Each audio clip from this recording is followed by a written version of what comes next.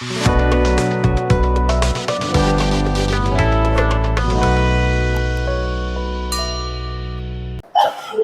इसके बाद हम लोग को पढ़ना है कॉम्बिनेशन ऑफ रेसिस्टर। देखो, रेसिस्टेंस तो प्रॉपर्टी हो गया। अब कोई भी चीज जो रेसिस्टेंस प्रोवाइड करता है, माने रेसिस्टेंस लगाता है, उस चीज को हम लोग बोल सकते हैं रेसिस्टर। बात ध्यान समझो, हम लोग ये देखे थे तो फॉर्मूला ही था V = IR। नहीं, वैसे रेसिस्टेंस पोटेंशियल डिफरेंस या करंट पर डिपेंड नहीं करता है, लेकिन रेसिस्टेंस के अकॉर्डिंग करंट डिफरेंट हो सकता है। अगर कोई भी कंडक्टर में रेसिस्टेंस ज़्यादा है तो रेसिस्टेंस ज़्यादा है तो चार्ज के फ्लो को अपोज करेगा ज़्यादा, तो वहाँ पे करंट हो जाएगा कम। वो किसी भी कंडक्टर में रेसिस्टेंस कम है तो चार्ज के फ्लो को अपोज करेगा कम, तो करंट चार्ज फ्लो करेगा ज़्यादा स्पीड से, तो उसमें करंट होगा ज़्यादा। तो यहाँ पे ये इन्वर्सली प्रोपोर्शनल शो हो रहा है, ध्यान से रखो। लेकिन अब जरूरी नहीं है कि हर वक्त हर जगह कोई भी इलेक्ट्रिकल अप्लायंसेस हम यूज करें तो वहाँ पे सेम करंट चाहिए। कहीं कहीं करंट ज़्यादा चाहिए, कहीं कहीं करंट कम चाहिए। ऐसा घर में हमेशा एक बैग बहुत ज़्यादा वोल्टेज बढ़ जाता है, हाई करंट फ्लो करने लगेगा, कोई भी चीज़ अगर ऑन रहता है तो कभी कभी जल जाता है। कई बार मेरे घर में बॉल बड़ा बड़ा भड़का है तो ऐसा होता है, पंखा चलते चलते जल जाना या चार्जर जल जाना, ये सब तो हमेशा कभी कभी ऐसा हुआ होगा। तुम लोगों के घर में नहीं हुआ होगा तो अच्छी बात है। ऐसा होता है कि नहीं होता है? तो ध्यान से, बहुत सारा इलेक्ट्रिकल अप्लायंसेस ऐसा है जिसमें ज़्यादा करंट का जरूरत पड़ता है, और बहुत सारा इलेक्ट्रिकल अप्लायंसेस ऐसा है जो कम पावर का है जिसमें कम करंट का जरूरत पड़ेगा। तो उसके अकॉर्डिंग हम अपने अकॉर्डिंग उस कंडक्टर के रेसिस्टेंस को बढ़ा या घटा सकते हैं। कैसे, वो चीज़ हम लोग देखेंगे लोग। तो अपने अकॉर्डिंग किसी भी कंडक्टर के रेसिस्टेंस को बढ़ा या घटा सकते हैं ताकि हमारे अकॉर्डिंग जितना अमाउंट में चाहे उतना अमाउंट में करंट जा सके। समझ में आ रहा है? क्योंकि अगर हम रेसिस्टेंस बढ़ा देंगे तो तार में करंट जाएगा कम, रेसिस्टेंस घटा देंगे तो तार में करंट जाएगा ज़्यादा। बात समझ में आ रहा है? तो इसी पर्पस के लिए हम लोग पढ़ते हैं लोग कॉम्बिनेशन ऑफ रेसिस्टेंस। अब ध्यान से देखो, कॉम्बिनेशन ऑफ रेसिस्टेंस क्या है? रेसिस्टेंस का काम क्या है? रेसिस्ट करना, मतलब वो करता ही है कि पोटेंशियल ड्रॉप करवाता है। पोटेंशियल ड्रॉप करने का मतलब वो पोटेंशियल, समझो कि पोटेंशियल खाता है।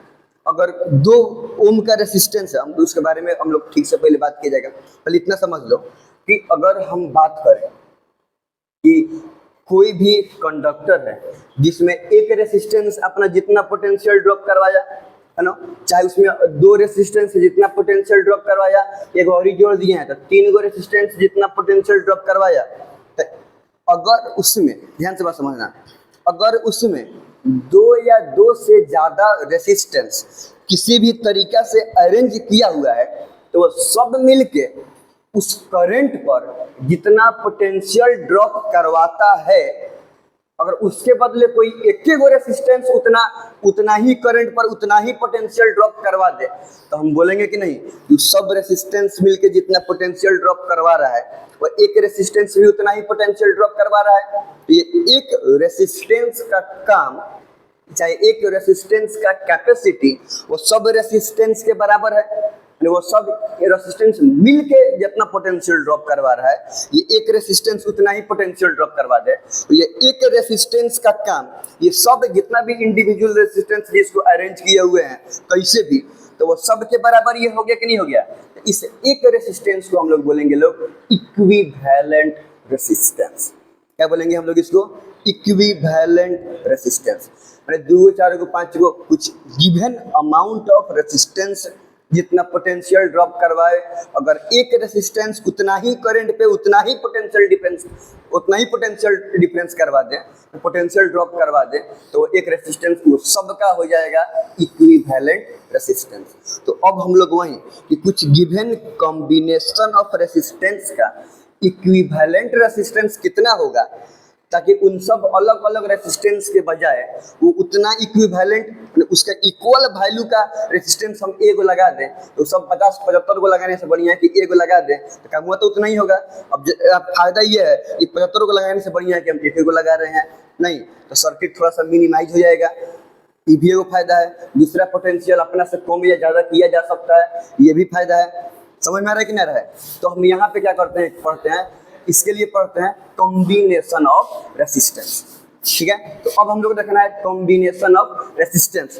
तो रेसिस्टेंस को दो तरीके से कंबाइन किया जाता है, एगो सीरीज में और एक पैरेलल में। एक पढ़ेंगे सीरीज कॉम्बिनेशन रेसिस्टेंस का और दूसरा रेसिस्टेंस का पैरेलल कॉम्बिनेशन। तो कब बोलेंगे कि रेसिस्टेंस सीरीज में कंबाइन किए हुए है और कब बोलेंगे कि रेसिस्टेंस का पैरेलल कॉम्बिनेशन है, वो भी हम देखेंगे लोग। ठीक है, एक बात, एक बेसिक बात हमेशा ध्यान रखना है कि किसी भी कंडक्टर में जो करंट जा रहा है, तो जब बीच में कितना भी इलेक्ट्रिकल अप्लायंसेज है, जितना कितना भी रेसिस्टेंस है, कितना भी इलेक्ट्रिकल अप्लायंसेज है, सेम करंट फ्लो करेगा। करंट का अमाउंट डिस्ट्रीब्यूट होगा तब जब बीच में कोई ब्रांच दूसरा आ जाएगा तब। नॉर्मली अगर हम वाटर के बारे में बात करें तो इधर से जितना पानी जा रहा है, ध्यान से बात समझो, जितना भी वाटर फ्लो हो रहा है उतना ही वाटर फ्लो होते जाएगा। अब ये डिस्ट्रीब्यूट होगा कब, जब यहाँ से एगो और ही अगर इधर चैनल निकल जाएगा तब क्या होगा, कुछ वाटर इधर जाएगा और कुछ वाटर इधर जाएगा। तब ये वाला वाटर ये दोनों में डिस्ट्रीब्यूट हो जाएगा कि नहीं हो जाएगा। यहाँ पर भी वही बात है। वैसे ओवरऑल यहाँ पे हम बात कर रहे हैं वाटर के फ्लो के, और हम लोग पढ़ते हैं हम लोग इसको रिलेट किए थे लोग जब करंट पढ़े थे चार्ज के फ्लो से। समझ में आ रहा है? अब इलेक्ट्रिक पोटेंशियल से लेके करंट वरेंट सबको चार्ज के फ्लो से रिलेट किए थे लोग। यहाँ पर भी वैसा ही है, ध्यान से बात समझो। अगर यहाँ पे हम बोले कि एक तार है और अगर ये तार में 5 एम्पियर का करंट जा रहा है, तो बीच में कुछ हुआ है, कहीं बॉल है, कहीं पंखा है, कहीं टीवी है, फ्रिज है, कोई रेजिस्टेंस है, कुछ भी है, ओवरऑल तार में कितना करंट जाते जाएगा, 5 एम्पियर का। अब ये डिस्ट्रीब्यूट कब होगा, कम या ज्यादा कब होगा, जब अब यहाँ से एक वाली ब्रांच हम इसे निकाल दें। तो ध्यान से रखो, अब 5 एम्पियर में से कुछ करंट इधर जाएगा और कुछ करंट इधर। यहाँ से जो फ्लो हो रहा है, अगर इधर हाई पोटेंशियल है, इधर लो पोटेंशियल है, तो करंट इधर से इधर जाएगा, तो गारंटी कुछ इन्हें जाएगा और कुछ इन्हें जाएगा। तो अगर हम बोले कि 5 एम्पियर के करंट में से इधर 2 एम्पियर चला जा रहा है, तो इधर कितना जाएगा, 3 एम्पियर, तब ना दोनों मिल के 5 एम्पियर इधर होगा। उल्टा भी ऐसा ही होता है। अगर मान लो कि इधर से जा रहा है 5 एम्पियर का करंट, और दूसरा तार आया जो कि खुद हाई पोटेंशियल से लो की तरफ था, तो करंट इधर ही जा रहा है 1 एम्पियर। सुन रहा है सब? तो 5 एम्पियर है ने और 1 एम्पियर, फिर यहाँ से ये दोनों का चार्ज मिल जाएगा, तब इन्हें कितना जाएगा, 6 एम्पियर जाएगा कि नहीं जाएगा। तो यहाँ पे वैसे करंट सेम जाएगा, इसका डिस्ट्रीब्यूशन कब होगा, बीच में इलेक्ट्रिकल अप्लायंसेस के अकॉर्डिंग ना, ब्रांच के अकॉर्डिंग। अगर बीच में कोई ब्रांच आ गया, बात समझ आ रहा है, तो अगर इसी के पोटेंशियल के एक पोटेंशियल डिफरेंस के अकॉर्डिंग आया है तो डिस्ट्रीब्यूट हो जाएगा। ऐसा वाला आया है, ये दोनों का क्या होगा कि करंट ऐड हो जाएगा और इधर दोनों के सम के बराबर क्या होगा कि चला जाएगा। ये बात समझ में आया? कोई दिक्कत नहीं है ना। अगर हम बोले कि यहाँ पे उतार है, यहाँ पे रेजिस्टेंस लगा हुआ है 2 ओम का, यहाँ पे रेजिस्टेंस लगा हुआ है 10 ओम का, यहाँ पे कोनो बॉल, यहाँ पे कोनो बॉल लगा हुआ है, यहाँ पे कुछ हो, कोई फर्क नहीं पड़ता है। अगर यहाँ पे 2 एम्पियर करंट जा रहा है तो इससे भी 2 एम्पियर करंट पास करेगा। इस सब तार में कितना एम्पियर करंट रहेगा, इससे भी 2 एम्पियर करंट पास करेगा, है ना भी 2 एम्पियर का करंट जाएगा। बीच में करंट चेंज होने वाला नहीं है, समझ में आ रहा है। लेकिन अगर वहीं बीच में कहीं करंट चेंज होने वाला नहीं है, लेकिन अगर वहीं हम बीच में हम यहीं पे एगो ब्रांच लगा दें कुछ इस तरीके से कि है हाई पोटेंशियल है, है लो पोटेंशियल है, तब तो क्या होगा कि 2 एम्पियर जो करंट इसमें था डिस्ट्रीब्यूट होगा कि नहीं होगा। चलो हम मानते हैं कि दोनों तरफ सेम पोटेंशियल के अकॉर्डिंग है, एकदम आधा आधा बटेगा, तो क्या होगा 2 एम्पियर में से 1 एम्पियर एने जाएगा और 1 एम्पियर एने जाएगा। तो अब इस बॉल से कितना एम्पियर का करंट पास करेगा, 1 एम्पियर का। तो ऐसे नॉर्मली सेम अमाउंट में करंट जाएगा। ये कम या ज्यादा डिस्ट्रीब्यूट कब हो रहा है, जब ब्रिज में कोई ब्रांच वायर आ जा रहा है तब, नहीं तो ऐसे करंट का डिस्ट्रीब्यूशन नहीं हो रहा है। ये बात हुआ करंट का। इसके बाद हुआ अब हम लोग समझ लो इलेक्ट्रिक पोटेंशियल का। तो अब इलेक्ट्रिक पोटेंशियल में उसको कई गो ब्रांच है उससे कोनो मतलब नहीं। इसमें ध्यान से एकदम जस्ट उल्टा है। क्या हुआ? इसमें जस्ट उल्टा है। ध्यान से, इसमें बीच में कई गो रेसिस्टेंस है, कई गो मतलब एनर्जी कंज्यूम करने वाला चीज है। इसको पोटेंशियल डिफरेंस से कोनो मतलब, सॉरी, इसको करंट से कोनो मतलब नहीं है। सेम अमाउंट का करंट पास करेगा। इसको मतलब किस चीज से है? ब्रांच से। लेकिन पोटेंशियल में है उल्टा। इलेक्ट्रिक पोटेंशियल वो चेंज होता है, हम बोले ना रेसिस्टेंस पोटेंशियल को ड्रॉप करवाता है। तो अब आगे गया, मान लो कि 10 वोल्ट गया, तो बीच में एक रेसिस्टेंस आ गया जो 1 वोल्ट ड्रॉप करवा दिया। तो 10 वोल्ट में से 1 वोल्ट खा गया, तो अब आगे कितना वोल्ट जाएगा? 9 वोल्ट। तो बीच में कोनो बड़का मिल गया 3 वोल्ट खा गया, तो आगे कितना जाएगा? 6 वोल्ट। तो बीच में कोनो 1 वोल्ट का मिल गया और आगे कितना जाएगा? 5 वोल्ट। समझ में आ रहा है? तो यहाँ पे इलेक्ट्रिक पोटेंशियल जो चेंज हो रहा है किसके अकॉर्डिंग चेंज हो रहा है? तार के अकॉर्डिंग ना, ब्रांच के अकॉर्डिंग ना। क्या एक पॉइंट पे जितना पोटेंशियल है उसमें कितना भी ब्रांच रहे, जब तक कोई रेसिस्टेंस नहीं आएगा तब तक पूरा का पूरा वायर उतना ही इलेक्ट्रिक पोटेंशियल पर रहेगा। पोटेंशियल ड्रॉप होता है तब जाके इलेक्ट्रिक पोटेंशियल में चेंजिंग आता है। और पोटेंशियल ड्रॉप कब होगा? जब बीच में कोई रेसिस्टेंस, कोई इलेक्ट्रिकल अप्लायंसेस, कोई भी इलेक्ट्रिसिटी कंज्यूम करने वाला चीज आएगा तब। ध्यान से देखो कैसे। मान लो अगर हम अपने से बोले, चलो यहाँ पे हम एक रेसिस्टेंस लगा दिए, ठीक है। चलो यहाँ से बहुत सारा, अब यहाँ पे हम पैरेलल कर दिए, यहाँ पे एक और रेसिस्टेंस लगा दिए, यहाँ पे एक रेसिस्टेंस लगा दिए, चलो यहाँ पे एक रेसिस्टेंस लगा दिए। ध्यान से बात समझो, कुछ बात मानना है, कुछ बात समझना है। देखो, मान लो कि हम अपने से बोलते हैं, ध्यान से बात समझना, हम अपने से बोलते हैं कि ये वाला पॉइंट 10 वोल्ट पे है। कितना वोल्ट पे है? 10 वोल्ट। बस समझना है कि बिहेव कैसे कर रहा है। बाकी जो भी डेटा हम इसमें लेंगे वो रैंडमली लेंगे, ठीक है। क्वेश्चन बनाएंगे लोग तो एग्जैक्ट वैल्यू के साथ समझ में आ जाएगा। तो अभी ये पॉइंट अगर 10 वोल्ट पे है, तो 10 वोल्ट का मतलब सिर्फ ये पॉइंट 10 वोल्ट पे नहीं है, भाई जो पूरा जितना भी वायर है ये सब के कितना वोल्ट पर है? 10, यहाँ तक। अब इसके आगे ये 10 वोल्ट पे नहीं होगा। क्यों? क्योंकि यहाँ पे क्या आ गया है? रेसिस्टेंस ड्रॉप करेगा तो कुछ कम हो जाएगा कि नहीं हो जाएगा। अब मान लो ये एक पोटेंशियल ड्रॉप कर दिया, सुन रहा है साहब? तो ये एक पोटेंशियल ड्रॉप कर गया, तो यहाँ पे इस पॉइंट पे पोटेंशियल कितना हो गया? 9 वोल्ट। तो इस पॉइंट पे हो गया 9 वोल्ट। अब ध्यान से देखो, अब 9 वोल्ट पे है, मतलब इसका मतलब ये नहीं है कि सिर्फ ये पॉइंट 9 वोल्ट पे है। अब देखो जहां तक रेसिस्टेंस नहीं है सब का सब रहेगा कितना वोल्ट पे? 9। माने पूरा तार, ये पूरा तार है सब, इस सब कितना वोल्ट पर है? यहाँ पे ब्रांचिंग से कोनो मतलब 75 गो तार रहेगा, सब का सब रहेगा कितना वोल्ट पे? 9 वोल्ट पे। है सब, ये सब भी रहेगा 9 वोल्ट पे, ये सब भी। बस यहाँ तक कितना वोल्ट पे रहेगा? यहाँ पर भी रहेगा 9 वोल्ट पे। अभी लेकिन यहाँ से आगे मान लो कि 2 वोल्ट खा गया, तभी अब ये वाला तार कितना वोल्ट पे आ जाएगा? 7 वोल्ट पे। ये मान लो 1 वोल्ट खा गया, ये 9 वोल्ट पे था, ये हो जाएगा 8 वोल्ट पे। ये मान लो कि ये 3 वोल्ट खा गया, 9 वोल्ट था ये भी, तो ये हो जाएगा 6 वोल्ट पे। समझ में आ रहा है? अब ये 8 वोल्ट पे, तो ये पूरा 8 वोल्ट पे, ये पूरा भी कितना वोल्ट पे? कितना भी ब्रांच है से भी कोई तार रहेगा, सब कितना वोल्ट पे रहेगा? सब का सब रहेगा हमारा कितना वोल्ट पे? 8 वोल्ट पे। अब ये भी पूरा 8 वोल्ट पे। अब ये मान लो कि 2 वोल्ट खा गया, तो अब ये कितना वोल्ट पे हो जाएगा? 6 वोल्ट पे। बात समझ आ रहा है? तो यहाँ पे इलेक्ट्रिक पोटेंशियल का बिहेव समझ में आया है।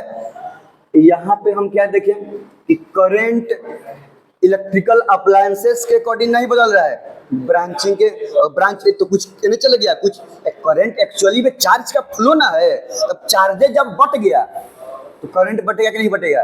लेकिन इलेक्ट्रिक पोटेंशियल तो वो कितना वर्क करना पड़ रहा है चार्ज को किसी पॉइंट से किसी पॉइंट तक आने के लिए, तो वो ना वर्क डन ना है, एनर्जी है, तो वो किसी भी रेसिस्टेंस के अकॉर्डिंग बटता है। क्योंकि रेसिस्टेंस से होकर जब करंट जाएगा, ध्यान से, वर्क डन है। वर्क डन क्या है? एनर्जी कितना लग रहा है वर्क करने में। अब जब कोई रेसिस्टेंस से जाएगा तो रेसिस्टेंस तो काम करेगा, और जब काम करेगा, जैसे बॉल जल गया, पंखा चल गया, कोई भी, और जब काम करेगा तो वहां पे एनर्जी लगेगा, तो उतना एनर्जी कम हो गया, तो आगे के पोटेंशियल, एनर्जी कम माने पोटेंशियल भी कम, तो पोटेंशियल ड्रॉप हो गया। ये बात समझ में आ रहा है? तो इसमें ब्रांच के अकॉर्डिंग करंट डिस्ट्रीब्यूट होता है, रेसिस्टेंस के अकॉर्डिंग नहीं होता है। और इसमें रेसिस्टेंस के अकॉर्डिंग पोटेंशियल चेंज होता है, ब्रांच के अकॉर्डिंग पोटेंशियल चेंज नहीं होता है। इलेक्ट्रिक पोटेंशियल ब्रांच के अकॉर्डिंग चेंज नहीं होता है। तो करंट और इलेक्ट्रिक पोटेंशियल दोनों का बिहेवियर समझ में आ गया। अब तुम सब समझ सकते हो कि सीरीज कॉम्बिनेशन और पैरेलल कॉम्बिनेशन क्या है।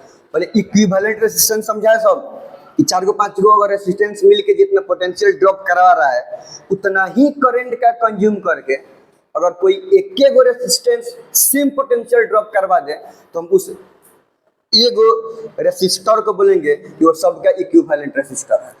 वो सब जो उसका वैल्यू आएगा उसको बोलेंगे कि इक्विवेलेंट रेसिस्टेंस है। यहाँ तो कोई दिक्कत नहीं है ना। अब हम लोग पढ़ रहे कॉम्बिनेशन ऑफ रेसिस्टेंस। तो एगो रेसिस्टर का कॉम्बिनेशन किस चीज में जाएगा, सीरीज में, और दूसरा पैरेलल में। ध्यान से समझो कि कब बोलेंगे कि रेसिस्टेंस का कॉम्बिनेशन सीरीज में है और कब बोलेंगे कि पैरेलल में। ध्यान से समझो, जब कुछ गिवन रेसिस्टर से होते हुए सेम अमाउंट का करंट फ्लो करे, मतलब जितना दूर में बीच में कोई दूसरा ब्रांच नहीं है, अरेंजमेंट कहूँ उल्टा पलटी उल्टा कहूँ बीच में कोई दूसरा वायर नहीं आना चाहिए, एक गो वायर हो, है ना। जब कुछ गिवन रेसिस्टर से सेम अमाउंट का करंट फ्लो करेगा तो हम बोलेंगे कि ये रेसिस्टर सीरीज में अरेंज्ड है।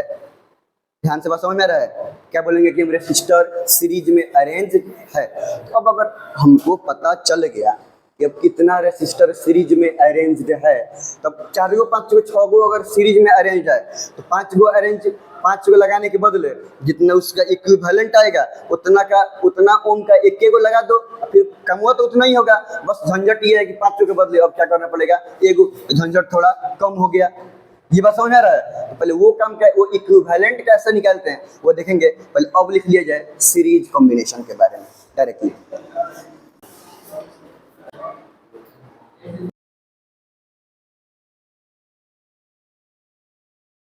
देखो, a given number of resistor are said to be arranged in series कब, if amount of current flows through it, जब आगे नहीं लिखे हैं, amount of current flow it is same, बस देखो यहाँ पे हो जाएगा is same, ठीक है। तो वहाँ पे a given number of resistor are said to be arranged in series if amount of current flow through it is same। अब ध्यान से बात समझो, मान लो कि कुछ हम रेजिस्टेंस यहाँ पे बना रहे हैं, ध्यान से यहाँ पे एगो रेजिस्टेंस बना है, यहाँ पे 2 और यहाँ पे 3 गो। इसको मान लो ये R1 है, ये R2 है। हम ऐसा नहीं बोल रहे हैं कि तीनों सेम रेजिस्टेंस का है, तीनों डिफरेंट का है। ये R1, ये R2, ये R3। अब मान लो कि इधर से अगर I करंट जाएगा तो इससे जो पास करेगा, कितना करंट पास करेगा, I ही। इससे कितना करंट पास करेगा, इससे कितना करंट पास करेगा, क्योंकि अगर वहीं हम बीच में यहाँ पे चाहे कहीं भी अगर एगो और ही वायर लगा देते हैं तो टोटल जितना भी करंट रहता है, कुछ करंट इधर जाता है और कुछ करंट इधर जाता है। जरूरी है कि I/2, I/4 भी इधर जा सकता है और 3/4 इधर जा सकता है, ये भी तो हो सकता है ना। अगर 0.2 एम्पियर रहने गया तो 0.1 एम्पियर का 0.8 एम्पियर उधर जाएगा। वो कितना जाएगा वो डिपेंड करता है कि एनए वाला तार में कितना रेजिस्टेंस है, लेकिन इतना गारंटी है कि डिस्ट्रीब्यूट हो जाता, सेम करंट तो पास नहीं करता। ये बात समझ में आ रहा है। तो ये तीनों रेसिस्टर से सेम करंट पास कर रहा है कि डिफरेंट करंट पास कर रहा है, सेम करंट पास कर रहा है। तो हम क्या बोलेंगे, ये रेसिस्टर, ये तीनों रेसिस्टर सीरीज में है कि पैरेलल में है। समझ में आ गया। अब कैसा भी अरेंज है, बस देख लो कि कितना गिवन नंबर ऑफ रेसिस्टर के बीच में ब्रांच नहीं है, एकदम ओपन है, बीच में कोई एक दूसरा तार निकला उकला नहीं है, एकदम सीधा है। फोटो में से टेढ़ो हो सकता है, उसको कोई फर्क नहीं पड़ता है। मैंने लाइन में बीच में ब्रांच नहीं निकला हुआ है, लाइन में एकदम क्या है कि स्ट्रेट है, तो सब रेसिस्टर क्या हो जाएगा, सीरीज में। अब ध्यान से देखो, सीरीज में हम ये तीनों के बदले इक्विवेलेंट रेसिस्टेंस कैसे निकालेंगे। अच्छा ये बताओ, ये तीनों में करंट सेम होगा लेकिन पोटेंशियल, अब यहाँ पे का पोटेंशियल अगर हम माने V1, ध्यान से, तो कुछ ड्रॉप होगा तो यहाँ का कुछ कम हो जाएगा, होगा कि नहीं होगा। अब यहाँ पे उतना में से कुछ यहाँ पर ड्रॉप हो जाएगा तो यहाँ पे कुछ कम हो जाएगा? नहीं होगा। क्या कुछ और ड्रॉप हो जाएगा तो यहाँ पे हो जाएगा। मान लो कि R1 से ड्रॉप हो रहा है V1 पोटेंशियल, सुन रहा है सब, R2 से ड्रॉप हो रहा है V2 पोटेंशियल और R3 से ड्रॉप हो रहा है V3 पोटेंशियल। कोई दिक्कत? तो इतना तो समझ में आ गया कि हमको एगो ऐसा रेसिस्टेंस चाहिए जिसको इक्विवेलेंट रेसिस्टेंस बोलेंगे कि ई तीनों रेसिस्टर मिलके जितना पोटेंशियल ड्रॉप करे, एक अकेला वो उतना ही पोटेंशियल ड्रॉप। मान लो कि इसके बदले में हम एक गो रेसिस्टेंस लगा रहे हैं जिसको R इक्विवेलेंट बोल रहे हैं। बात समझ में आ रहा है? अगर ये तीनों मिल के V1 V2 V3 किया और ये अकेले मान लो कि हम V ही बोल रहे हैं, ये V रेसिस्टेंस ड्रॉप किया, तो अब इसका जो V रेसिस्टेंस होना चाहिए वो तीनों के मिला के होना चाहिए। तो आपने बोलेंगे कि ये क्या है कि इक्विवेलेंट रेसिस्टेंस है, तो करंट तो सेम है तो उसे तो बन नहीं सकता है। डिफरेंट क्या है? पोटेंशियल, इलेक्ट्रिक पोटेंशियल का ड्रॉप। तो देखो वो अकेले कितना करे? V करे ना, V माने कितना करे? V1 प्लस V2 प्लस, तीनों जितना करेगा उतना ही पोटेंशियल ड्रॉप वो अकेले कर दे। अब ना बोलेंगे कि वो वाला रेसिस्टेंस तीनों का क्या है कि इक्विवेलेंट रेसिस्टेंस है। ये समझ में आ रहा है? अब ध्यान से देखो, अब इसको हम करंट के अकॉर्डिंग लिख रहे हैं, तो V बराबर क्या होता है? पढ़ा है सब? V बराबर IR। तो अब ई V के लिए मान लो कि अच्छा उतना ही करंट पे, ना कि इसमें करंट अलग हो, जितना करंट पर ये तीनों मिल के पोटेंशियल ड्रॉप करा रहा है उतना ही करंट पे ये अकेले तीनों के बराबर पोटेंशियल ड्रॉप कर दे। कितना? V1 plus V2 plus V3। तब हम बोलेंगे कि ये रेसिस्टेंस ये तीनों का इक्विवेलेंट, करंट उतना ही, अलग करंट ना। तो V इक्वल टू हम यहाँ पे IR इक्विवेलेंट लिख सकते हैं, इज इक्वल टू V1। इसमें करंट कितना जा रहा है? I करंट कितना जा रहा है? तो इसको हम लिख सकते हैं V इक्वल टू IR होता है ना, इसका I है, इसका R1 है, तो I R1 लिख सकते हैं। बोलो, इसमें भी तो I जा रहा है और ये R2 है, तो इसका पोटेंशियल ड्रॉप V2 कितना हो जाएगा? I R2 V3। इसमें भी तो I जा रहा है और रेजिस्टेंस R3 है, तो इस कितना हो जाएगा? I R3 होगा। अब I जो तीनों में है तो कॉमन ले सकते हैं, तो ये I R इक्विवेलेंट, ये I कॉमन लेंगे तो ये R1 plus R2 plus R3 हो जाएगा। देखो ये I से I कैंसिल हो जाएगा, I होने जाएगा तो बटा I हो जाएगा, I से I खत्म, तो R इक्विवेलेंट बराबर कितना आ गया? R1 plus R2 plus R3। ये हो गया हमारा इक्विवेलेंट रेसिस्टेंस का फॉर्मूला। अगर तीन को है तो तीनों को एज इट इज जोड़ दिया गया है। अगर 5 को है तो 5 को जोड़ देते। अगर पता चले कि 10 को रेसिस्टेंस, 10 क्या है कि सीरीज में है, तो 10 के रेसिस्टेंस जोड़ दो और जितना आएगा उतना ओम का एक को रेसिस्टेंस लगा दो, उतना करंट पे 10 मिल के जितना ड्रॉप करेगा, 10 को जोड़ के उतना ही ओम का एगो लगाए हैं, वो एक अकेला उतना ही ड्रॉप क्या करेगा कि कर देगा। तो वहां से हम इक्विवेलेंट रेसिस्टेंस जय को दिया हो सबको गिन के जोड़ देंगे। मान लो इसको खूब बढ़िया से उतारना, सब क्वेश्चन में आता है सीरीज इक्विवेलेंट में बनाने के लिए। ध्यान से बात समझो। ये सब भी जैसे मान लो कि अगर हम एक एग्जांपल दें, सुन रहा है सब?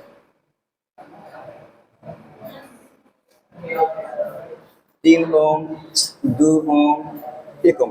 बात समझ यहाँ पे ये दिए हुए हैं हम 3 को। देखो ये लग रहा है कि ऊपर नीचे है, बट मान लो कि अगर यहाँ पे 1 एम्पियर का करंट जाता, सुन रहा है सब, तो इधर से कितना जाता है? 1 एम्पियर का, इधर से भी निकलता है 1 एम्पियर, बीच में कहीं ब्रांच है तो 1 एम्पियर इधर से भी पास करता, 1 एम्पियर इधर से भी पास करता। क्यों? क्योंकि बीच में कहीं ब्रांच रहेगा तब ना करंट कुछ कम हो जाएगा चाहे बढ़ जाएगा, बीच में तो कुछ है नहीं। तो तीनों से सेम अमाउंट में करंट पास कर रहा है कि नहीं कर रहा है? तो तीनों रेसिस्टेंस कौन सा अरेंजमेंट में है?